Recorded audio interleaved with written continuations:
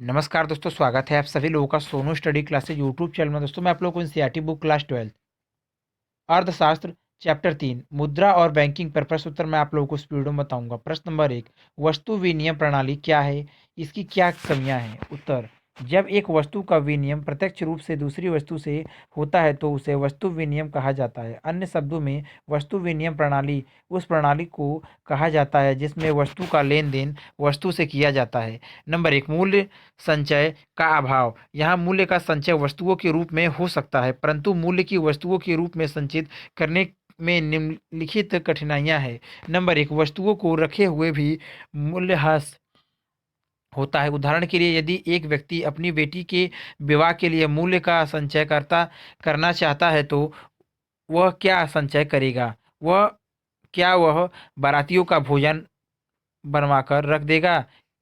क्या वह फर्नीचर खरीद कर रख देगा? नंबर 2, वस्तुओं के मूल्य में अंतर आ जाता है। नंबर 3, वस्तुएं नास्वा होती हैं। नंबर 4, मूल्य की वस्तुओं के रूप में संचित करने में अधिक स्थान की आवश्यकता पड़ती है। नंबर 2, स्थगित भुगतान के मानक का अभाव। वस्तु विनिमय अवस्था में वस्तुओं का भविष्य में भुगतान करने में कठिनाई होती है। इस प्रणाली में ऐसी कोई इकाई नहीं होती जिसे स्थगित भविष्य भुगतान के मानक के रूप में प्रयोग कर सके। वस्तुओं के रूप में भावी भुगतानों का वस्तुओं के रूप में भुगतान किया जाए तो इसमें कई कठिनाइयाँ उत्पन्न होती हैं, जैसे भविष्य में दी जाने वाली वस्तुओं और सेवाओं की गुणवत्ता को लेकर विवाद, भविष्य में भुगतान की वस्तु पर असहमति, अनुबंध की अवधि के दौरान वस्तु के अपने मूल्यों में उतार चढ़ाव का जोखिम, जिससे एक को लाभ तथा दूसरे को हानि होने की संभावना रहती है। उदाहरण के लिए, कीमत यक्स ने 10 वर्ष के लिए अपना रथ श्रीमान वाई को दिया। 10 वर्ष के बाद वह वही रथ नहीं लौटा सकता क्योंकि वह पुराने हो गए। यदि वह नया रथ लौटाता है तो गुणवत्ता पहले वाले रथ से अधिक भी हो सकती है और कम भी। नंबर 3, सामान्य लेखा इकाई का अभाव। वस्तु विनिमय प्रणाली में भिन्न भिन्न वस्तुओं का मूल्य जानने के लिए और तुलना करने के लिए कोई सर्वमान्य मापक नहीं है। उदाहरण के लिए, यदि कोई व्यक्ति गेहूं का लेन देन करना चाहता है तो उसे गेहूं का मूल्य कपड़े के रूप में 1 किलो गेहूं बराबर 1 मीटर कपड़ा, दूध के रूप में 1 किलो गेहूं बराबर 2 लीटर दूध आदि बाजार में उपलब्ध हर वस्तु के रूप में पता होना चाहिए। यह अत्यंत कठिन कार्य है। नंबर 4, वस्तु विनिमय प्रणाली की निम्नलिखित कमियां हैं। आवश्यकताओं को के दोहरे संयोग का अभाव। वस्तु विनिमय के लिए आवश्यक है कि एक व्यक्ति की आवश्यकता की वस्तु दूसरे व्यक्ति के पास हो और जो वस्तु दूसरे व्यक्ति चाहता है वह पहले के पास हो। दूसरे शब्दों में, पहले व्यक्ति की वस्तु की पूर्ति दूसरे की मांग की वस्तु हो और दूसरे व्यक्ति की पूर्ति की वस्तु पहले व्यक्ति की मांग की वस्तु हो। जब तक आवश्यकताओं का इस प्रकार का दोहरा सहयोग नहीं होता, वस्तु की लेन देन नहीं हो सकती। उदाहरण के लिए, यदि किसी के पास जूता है परंतु वह उसके बदले में गेहूं लेने के लिए तैयार नहीं है तो विनिमय संभव नहीं है। नंबर 5, अन्य कठिनाइयाँ। नंबर 1, वस्तु विनिमय में ऐसी वस्तुओं के लेन देन में बहुत कठिनाई आती है जिसका विभाजन और उप विभाजन नहीं हो सकता। मान लो एक बैल बराबर 100 किलो गेहूं, परंतु बैल का मालिक केवल 50 किलो गेहूं खरीदना चाहता है तो वह आधा बैल नहीं दे सकता। नंबर 2, वस्तु विनिमय प्रणाली के अंतर्गत यदि कोई व्यक्ति एक स्थान को छोड़कर दूसरे स्थान पर जाना चाहता है तो वह अपने धन को दूसरे स्थान पर ले जाने में असमर्थ हो जाता है। जैसे कोई अपने खेत एक स्थान से दूसरे स्थान पर नहीं ले जा सकता। प्रश्न नंबर 2, मुद्रा के प्रमुख कार्य क्या क्या हैं? मुद्रा किस प्रकार वस्तु विनिमय प्रणाली की कमियों को दूर करता है? उत्तर, मुद्रा के हैं कार्य 4: माध्यम, मापक, मानक, भंडार। मुद्रा के प्रमुख कार्यों को दो भागों में बांटा जा सकता है। नंबर 1, प्राथमिक कार्य। नंबर 1, विनिमय का माध्यम। नंबर 2, मूल्य की इकाई, गौण कार्य। नंबर 1, स्थगित भुगतानों का मान। नंबर 2, मूल्य का संचय। नंबर 3, मूल्य का हस्तांतरण। नंबर 1, विनिमय का माध्यम। यह मुद्रा का सर्वप्रथम और सर्वमहत्वपूर्ण कार्य है। मुद्रा के इस कार्य ने क्रय और विक्रय की इस क्रिया को एक दूसरे से भिन्न कर दिया है। आज का समय सभी अर्थव्यवस्था मौद्रिक अर्थव्यवस्थाएं हैं। वस्तु विनिमय प्रणाली की सबसे बड़ी कमी दोहरे संयोग का अभाव है। इसे मुद्रा के इस कार्य से दूर कर दिया है। अब यदि एक वस्त्रों का विक्रेता चावल खरीदना चाहता है तो उसे ऐसा चावल विक्रेता ढूंढने की आवश्यकता नहीं है जो बदलने में वस्त्र चाहता है। वह वस्त्र बेचकर मुद्रा प्राप्त कर सकता है और उस प्राप्त मुद्रा से चावल खरीद सकता है। अतः मुद्रा से दोहरे संयोग के अभाव की कमी स्वतः दूर हो जाती है। मुद्रा के इसी कार्य के कारण मुद्रा को सामान्यकृत क्रय शक्ति कहा जाता है। नंबर 2, मूल्य की इकाई। मुद्रा का लेखा भी इकाई कार्य को मूल्यमान का मापक भी कहा जाता है। मुद्रा के इस कार्य का अर्थ है कि जिस प्रकार प्रत्येक चर को मापने की इस मापने की एक इकाई होती है, वजन को किलो में, कद को सेमी में, दूरी को किमी में, इसी प्रकार किसी वस्तु के मूल्य को मुद्रा में मापा जाता है। अतः मुद्रा मूल्य की मापन इकाई का कार्य करती है। यदि कोई पूछे कि इस पर्स का क्या मूल्य है तो हम यह नहीं कहेंगे कि एक पर्स बराबर 5 किलो चावल या 10 पेन, बल्कि हम मौद्रिक रूप से उसका मूल्य बताएंगे। अतः मुद्रा ल- लेखा की इकाई कार्य करती है। वस्तु विनिमय प्रणाली के सामान्य मूल्य मापक या लेखा की इकाई का अभाव या जिसे मुद्रा के इस कार्य ने दूर कर दिया। नंबर 3, स्थगित भुगतान का मान। स्थगित भुगतान वह भुगतान होते हैं जो भविष्य में किसी समय भुगतान किए जाते हैं, क्योंकि मुद्रा का अपना मूल्य अथवा अर्थात उसकी क्रय शक्ति सामान्यतः अपरिवर्तित रहती है। एक आधुनिक अर्थव्यवस्था में व्यवहारिक लेन देन में साख और उधार का बहुत महत्व रहता है। स्थगित भुगतान या भविष्य भुगतान मुद्रा में ही संभव होते हैं, क्योंकि एक तो मुद्रा का मूल्य स्थिर रहता है और इससे मुद्रा का विनिमय का माध्यम कार्य उसे सामान्यकृत क्रय शक्ति प्रदान करता है। मुद्रा का प्रयोग भविष्य भुगतानों से संबंधित खतरे को भी कम कर देती है। आज के समय मुद्रा के कारण ही इतने दीर्घकालीन समझौते हो पाते हैं। नंबर 4, मूल्य का संचय। जब कोई व्यक्ति अपनी भविष्य की आवश्यकताओं के लिए मूल्य का संचय करना चाहता है तो वह केवल मुद्रा के रूप में ही कर सकता है। इसके कारण इस प्रकार है। नंबर 1, मुद्रा की क्रय शक्ति अन्य वस्तुओं की तुलना में अपरिवर्तित रहती है। नंबर 2, मुद्रा को कीड़ा दिमक आदि नहीं लगता, अर्थात मुद्रा रखे हुए नष्ट नहीं होती। नंबर 3, मुद्रा का संचय करने में बहुत कम स्थान की आवश्यकता पड़ती है। नंबर 4, मुद्रा को आसानी से एक स्थान से दूसरे स्थान पर या एक दूसरे से व्यक्ति को भेजा जा सकता है। मान लो कोई व्यक्ति अपनी बेटी की शादी के लिए अभी से कुछ बचत करना चाहता है, तो क्या वह अभी से भोजन बनवा सकते हैं या वह अभी से वस्त्र खरीद कर रख सकते हैं? नहीं, वह मुद्रा के रूप में अपने भविष्य के लिए आवश्यकताओं के लिए मूल्य का संचय कर सकते हैं। नंबर 5, मूल्य का हस्तांतरण। मुद्रा के कारण मूल्य का हस्तांतरण आसान हो गया है। यदि किसी व्यक्ति को भारत से कनाडा में मूल्य का हस्तांतरण करना है तो मुद्रा के माध्यम से यह बहुत सहज हो गया है। बैंक मुद्राएं इसमें और अधिक सहायक है। मुद्रा के इसी कार्य के कारण आज संपूर्ण आज संपूर्ण विश्व एक ग्रामीण अर्थव्यवस्था की तरह लेन देन कर पा रहा है। मुद्रा के प्रत्येक कार्य विनिमय प्रणाली एक कमी को दूर कर रहा है। विनिमय प्रणाली की कमी मुद्रा का एक कार्य जो इस कमी को दूर कर रहा है।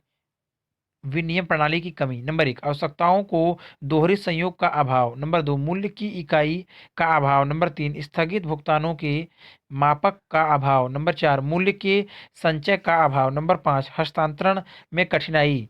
मुद्रा का वह कार्य जो इस कमी को दूर कर रहा है। नंबर 1, विनिमय के माध्यम के रूप में। नंबर 2, लेखा मूल्य की सामान्य मापक इकाई के रूप में। नंबर 3, मुद्रा स्थगित भुगतानों के मापक के रूप में। नंबर 4, मूल्य तथा संचय मुद्रा के रूप में। नंबर 5, मूल्य के हस्तांतरण का कार्य। इस प्रकार मुद्रा का प्रत्येक कार्य वस्तु विनिमय प्रणाली की एक कमी को दूर कर रहा है। नंबर 3, सव स्वव्यवहार समव्यवहार के लिए मुद्रा की मांग क्या है? किसी निर्धारित समय अवधि में सम व्यवहार मूल्य से यह किसी प्रकार संबंधित है। उत्तर, मुद्रा की मांग समव्यवहार को पूरा करने के उद्देश्य से की जाती है तो इसे समव्यवहार के लिए मुद्रा की मांग कहा जाता है। अन्य शब्दों में यह गृहस्थों तथा फर्मों द्वारा अपने दिन प्रतिदिन के लेन देन के कार्यों के लिए की गई में समय का अंतर होता है। यदि कोई व्यक्ति अपनी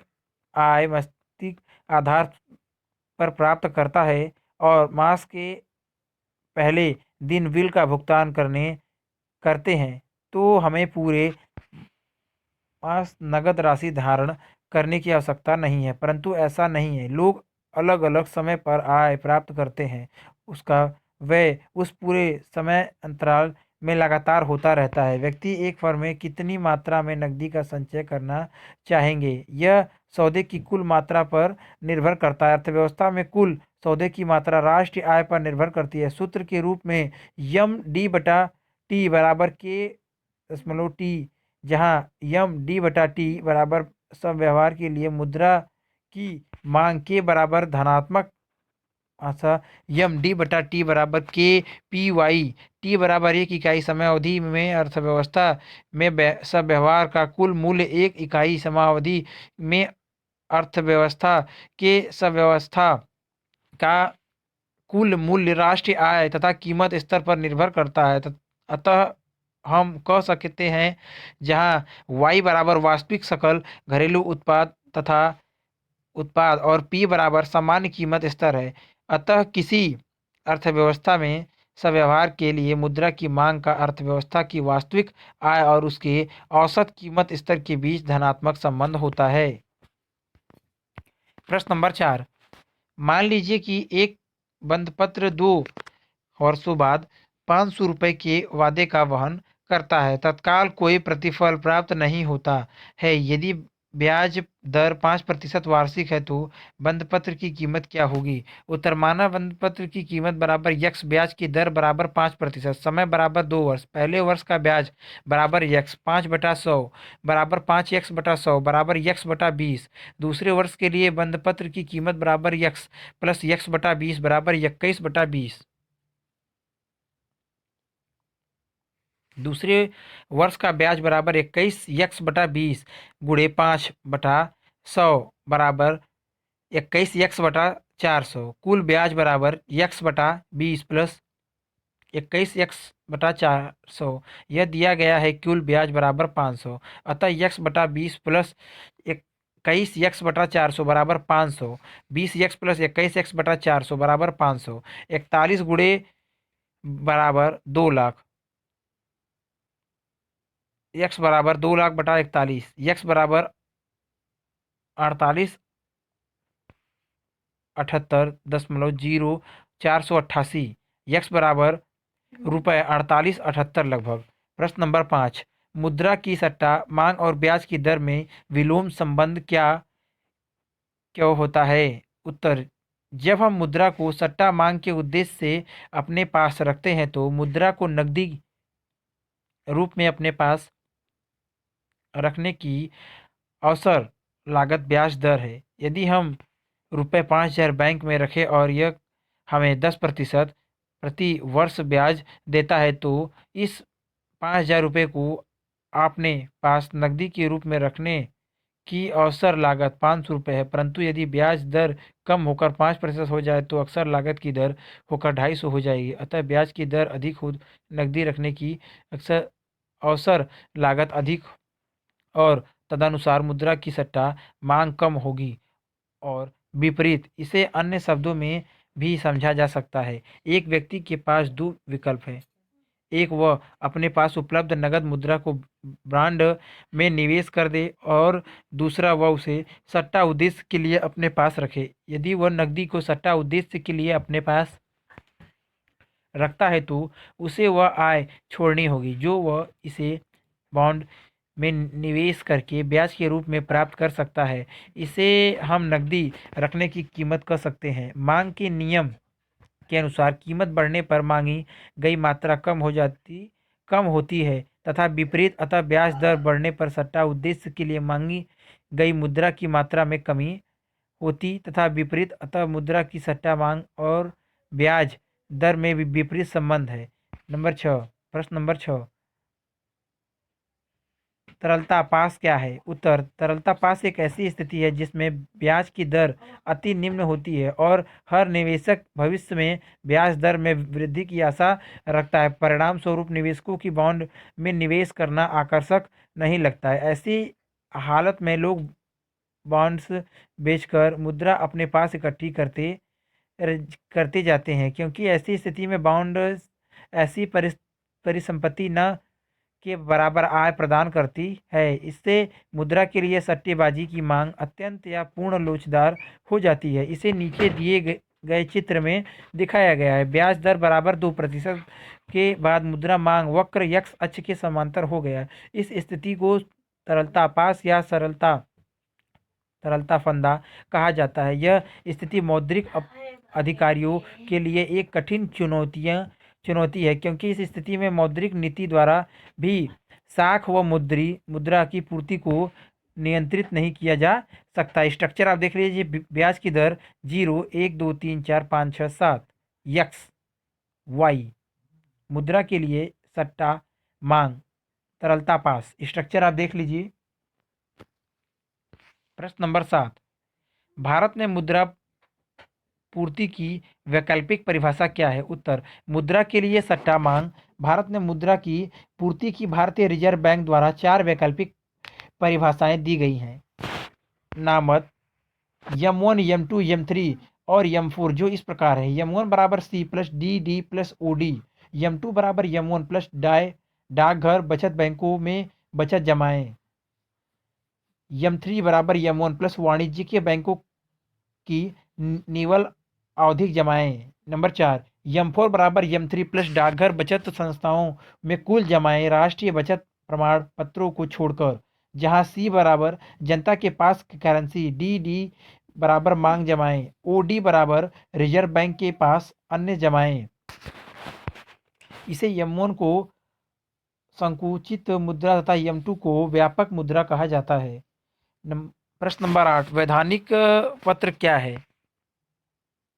कागजी मुद्रा क्या है? उत्तर, वैधानिक पत्र अथवा वैधानिक मुद्राएं, इससे तात्पर्य उस मुद्रा से है जिसे कानून का समर्थन प्राप्त है और कोई भी व्यक्ति इसे अस्वीकार नहीं कर सकता। उदाहरण के लिए, भारत की घरेलू सीमा के भीतर कोई भी व्यक्ति किसी प्रकार के लेन देन के लिए भारतीय रिजर्व बैंक द्वारा जारी किए गए 100 रुपये या उससे अधिक के नोटों को लेन लेन से इनकार नहीं कर सकता।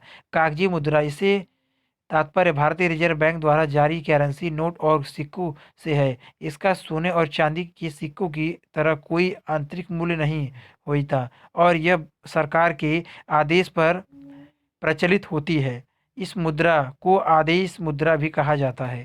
प्रश्न नंबर 9, उच्च शक्तिशाली मुद्रा क्या है? उत्तर, उच्च शक्तिशाली मुद्रा से तात्पर्य देश के मौद्रिक प्राधिकरण द्वारा निगमित की गई मुद्रा से है। इसे मौद्रिक आधार के नाम से भी जाना जाता है। उच्च शक्तिशाली मुद्रा में करेंसी तथा व्यावसायिक बैंक के पास मांग जमाएं तथा भारतीय रिजर्व बैंक के पास रखी अन्य जमाएं शामिल की जाती हैं। यह भारतीय रिजर्व बैंक की देश की मौद्रिक प्राधिकरण की संपूर्ण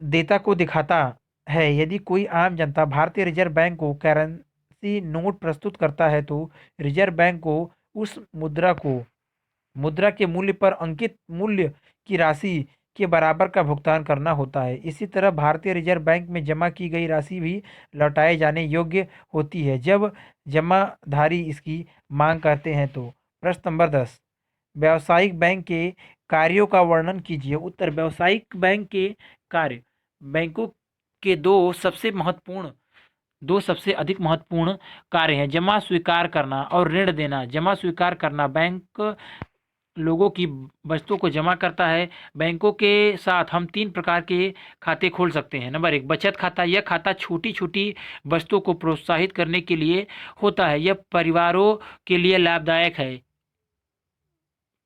जिनको एक बार रुपए जमा करवाने के बाद तुरंत जरूरत नहीं पड़ती है। यह निश्चित सीमा तक ही रकम को इस खाते से हम निकलवा सकते हैं। इसमें ब्याज की दर सावधि जमा से कम होती है। नंबर तीन, चालू खाता।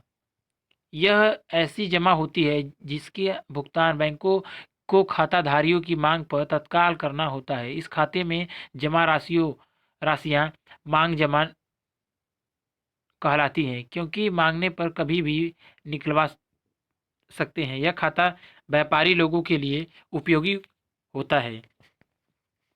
इसको दिन में कई बार रुपए निकालने की ज़रूरत पड़ती है। चूंकि बैंक को इस खाते का पैसा सदा तैयार रखना पड़ता है, इसलिए इस खाते में बैंक ब्याज नहीं देता बल्कि उससे कुछ न कुछ लेता है। चेक द्वारा पैसा निकालने की सुविधाएं उपलब्ध रहती है। नंबर तीन, सावधि सावधि खाता। सावधि जमा वह होती है जिसकी परिपक्वता की अवधि निर्धारित होती है।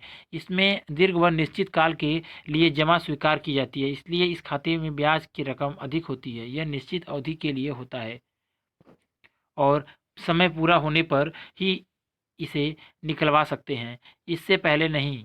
इसमें चेक की सुविधा नहीं होती। यह बहुत ही धनी लोगों के लिए लाभकारी है। इसको कभी रुपए की ज़रूरत जिसको कभी रुपए की ज़रूरत नहीं होती।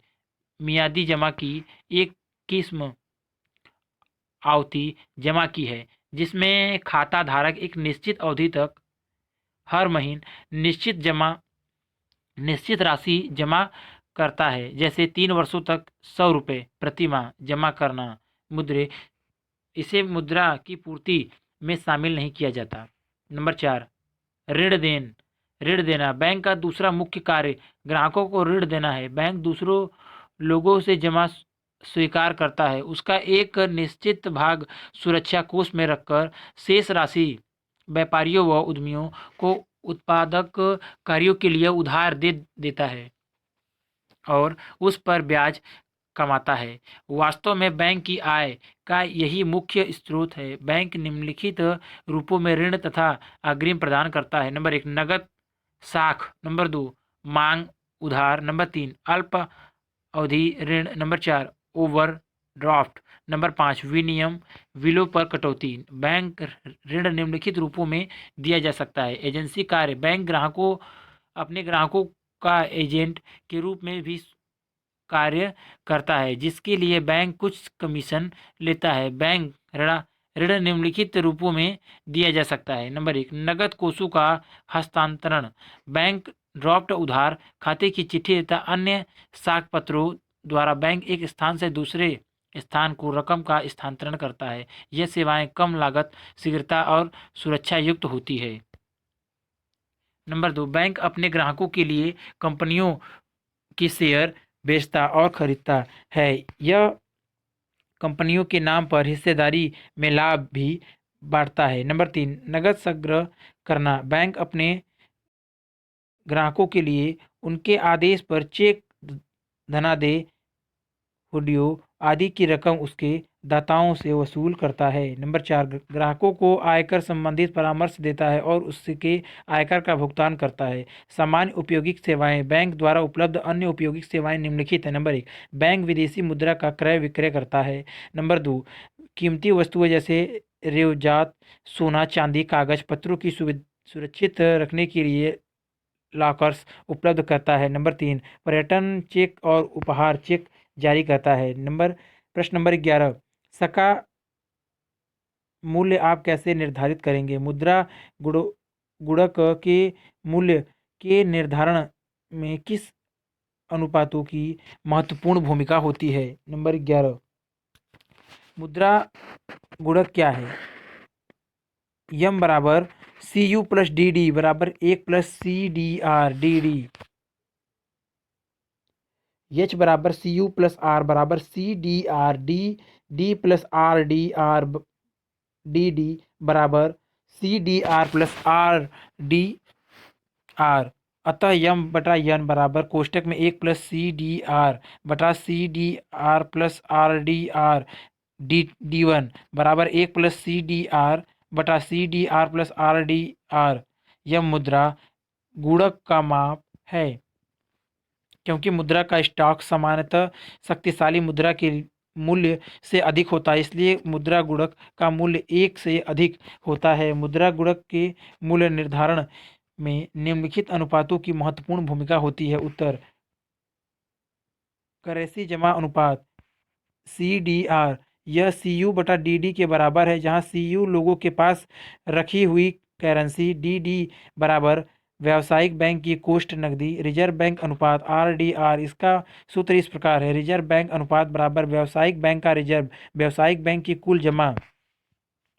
प्रश्न नंबर 12, भारतीय रिजर्व बैंक की मौद्रिक नीति के उपकरण कौन कौन से हैं? बाह्य आघातों के विरुद्ध भारतीय रिजर्व बैंक किस प्रकार मुद्रा की पूर्ति को स्थिर करता है? उत्तर: केंद्रीय बैंक भारतीय रिजर्व बैंक की मौद्रिक नीति के उपकरणों को दो मुख्यतः श्रेणियों में वर्गीकृत किया जाता है। नंबर 1, मात्रात्मक उपकरण। नंबर 2, गुणात्मक उपकरण। मात्रात्मक उपकरण साख की कुल मात्रा को प्रभावित करते हैं, अर्थात यह साख की कुल मात्रा को बढ़ाते अथवा घटाते हैं, जबकि गुणात्मक उपकरण साख की दिशा की प्रभावित करते हैं। यदि अर्थव्यवस्था में स्फीतिकारी दबाव है तो साख को संकुचित किया जाता है। यदि अर्थव्यवस्था में आर्थिक मंदी अस्फीतिकारी दबाव है तो साख का विस्तार किया जाता है। मात्रात्मक उपयोगों द्वारा साख को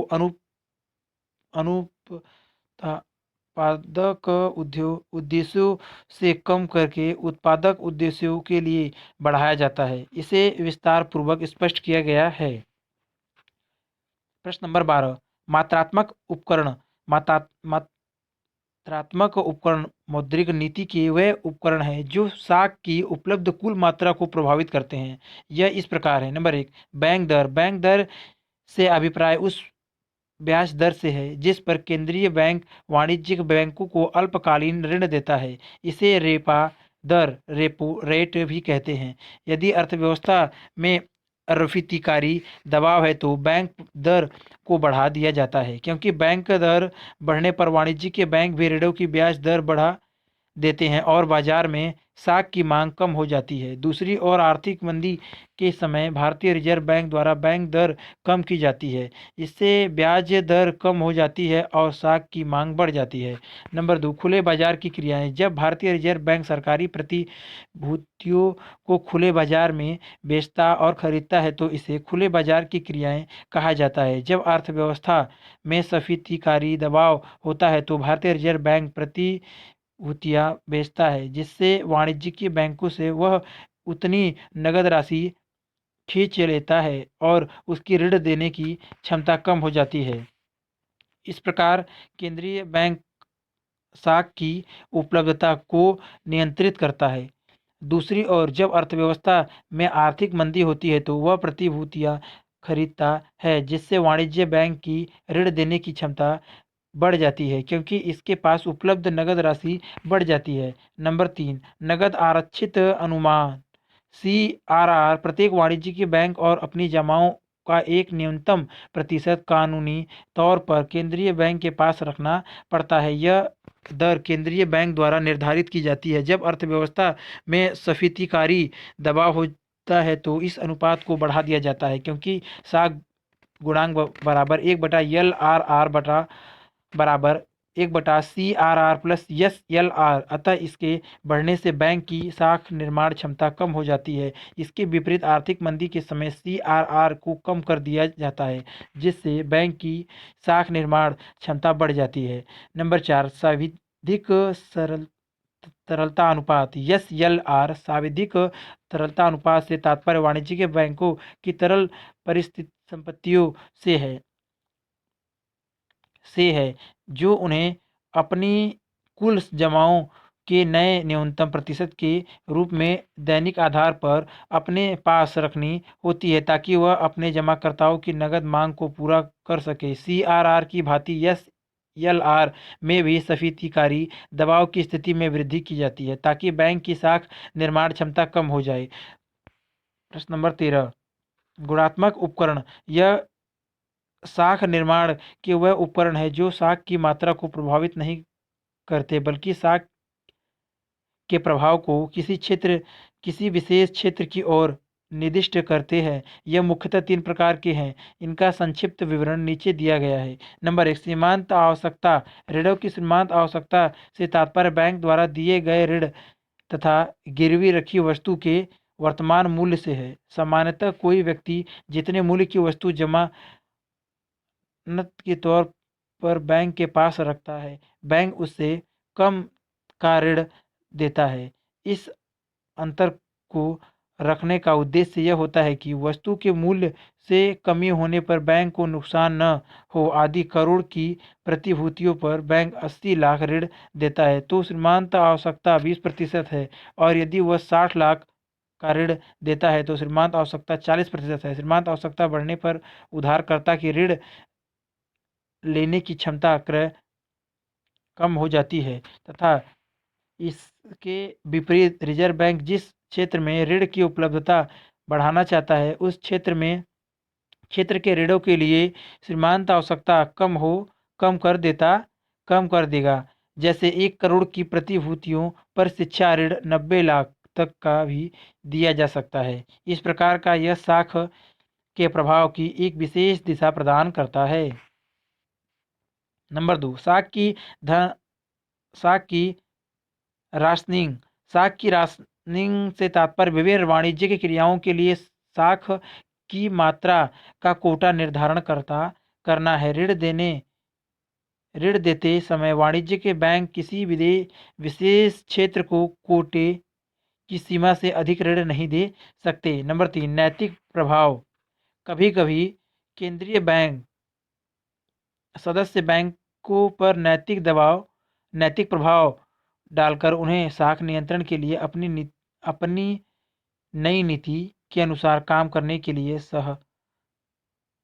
सहमत कर लेते हैं। केंद्रीय बैंक का लगभग सभी वाणिज्यिक बैंकों पर नैतिक प्रभाव है। बाहरी आघातों के विरुद्ध भारतीय रिजर्व बैंक द्वारा मुद्रा पूर्ति का स्थितीकरण। बाह्य आघातों के विरुद्ध भारतीय रिजर्व बैंक स्थितीकरण के द्वारा मुद्रा की पूर्ति को स्थिर करता है। स्थितीकरण का अर्थ है भारतीय रिजर्व बैंक द्वारा विदेशी विनिमय अंतः प्रवाह में वृद्धि के विरुद्ध मुद्रा की पूर्ति को स्थायी रखने के लिए किए गए हस्तक्षेप से है। स्थितीकरण के अंतर्गत भारतीय रिजर्व बैंक विदेशी विनिमय की मात्रा के बराबर की मात्रा में सरकारी प्रतिभूतियों की बिक्री खुले बाजार में करता है, जिससे अर्थव्यवस्था में कुल मुद्रा अप्रभावित रहती है। प्रश्न नंबर 13, क्या आप ऐसा मानते हैं कि अर्थव्यवस्था में व्यावसायिक बैंक ही मुद्रा का निर्धारण करते हैं?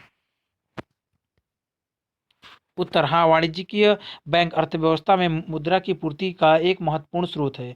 वह अपने द्वारा दिए गए ऋणों से संबंधित मांग जमाओं के रूप में साख का सृजन करते हैं। वाणिज्यिक बैंकों की मांग जमाएं उनके नकद कोषों से कई गुना अधिक होती है। यदि यह मान लें कि उसके नकद कोषों की राशि 1,000 रुपये है तथा मांग जमाएं 10,000 है, तो अर्थव्यवस्था के मुद्रा की पूर्ति वाणिज्यिक बैंकों के नकद कोषों से 10 गुना अधिक हो जाएगी। इसी प्रकार नकद कोषों के 1,000 के आधार पर वाणिज्यिक बैंकों ने मुद्रा की पूर्ति में 10,000 का योगदान दिया। प्रश्न नंबर 14, भारतीय रिजर्व बैंक की किस भूमिका को अंतिम ऋणदाता कहा जाता है? उत्तर, अंतिम ऋणदाता के रूप में केंद्रीय बैंक वित्तीय संकट के दौरान वाणिज्यिक बैंकों के लिए गारंटीकर्ता के रूप में तैयार होता है। वाणिज्यिक बैंक अपनी जमाओं को सामूहिक रूप से तुरंत निकलवाने के लिए तत्पर रहने वाले जमाकर्ता का विश्वास खो सकते हैं। चूंकि वाणिज्यिक बैंकों के नकद कोष उनकी मांग जमाओं का एक छोटा सा भाग होता है, कोष बाहर जा सकते हैं, जिसके कारण बैंक में वित्तीय संकट आ जाता है। ऐसी स्थिति में केंद्रीय बैंक ही होता है जो वाणिज्यिक बैंक के लिए गारंटीकर्ता की भांति तैयार रहता है और उन्हें जरूरत अनुसार ऋण देकर उन्हें दिवालियापन देने से बचाता है। अगर वीडियो अच्छी लगी तो वीडियो को लाइक करें, शेयर करें, कमेंट करें और नेक्स्ट वीडियो के लिए चैनल को सब्सक्राइब जरूर करें। Thank you for watching.